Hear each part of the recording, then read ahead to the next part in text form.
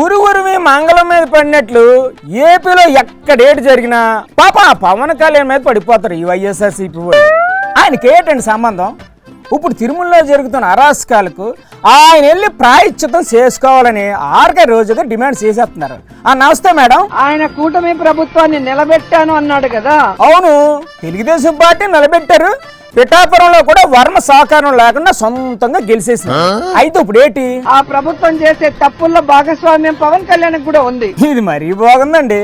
కూటమి తప్పు చేస్తే పవన్ కూడా రేటు చేస్తారండి. వాటికి ప్రాయశ్చిత్తంగా తిరుమల మెట్లన్నీ కడగమనండి. ఎందుకు కడగాలండి? ఇంకా ఆయనకి ఏటి పని ఏదేటి? ఆ రోజు కడిగాడు కదా, తిరుమల లడ్డూలో ఏదో జరిగిందని అబద్ధాలు వీళ్ళే చెప్పి వెళ్ళి దుర్గమ్మ మెట్లు కడిగారు కదా. ఆ రోజు అంటే సనాతన ధర్మాన్ని కాపాడడానికి పరిగెత్తుకుంటే వెళ్ళి మెట్లు కింద నుంచి పై దాకా కడిగేస్తారు. ఇప్పుడు ఇక్కడ ఇన్ని జరిగాయి కదా కొండ మీద. ఏటి జరిగాయి మేడం కొండ మీద? మర్డర్ జరిగింది, చెప్పులు వేసుకొని తిరుగుతున్నారు, డ్రోన్ కెమెరాలు తిరుగుతున్నాయి, బిర్యానీలు అమ్ముతున్నారు, గంజాయి అమ్ముతున్నారు, గోవులు చనిపోతున్నాయి. అయితే ఇప్పుడు పవన్ కళ్యాణ్ ఏంటి చేయమంటారు మీరు? దీనికి ప్రాయశ్చిత్తం 7 కొండల్లో ఉన్న మెట్లు కడగమనండి పవన్ కళ్యాణ్.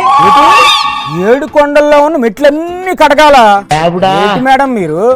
ప్రాయశ్చిత్తం అంటే 5-6 మెట్లు కడుగుతారు. అన్నేసి మెట్లు కడగాలంటే అవుతుంది ఏంటి?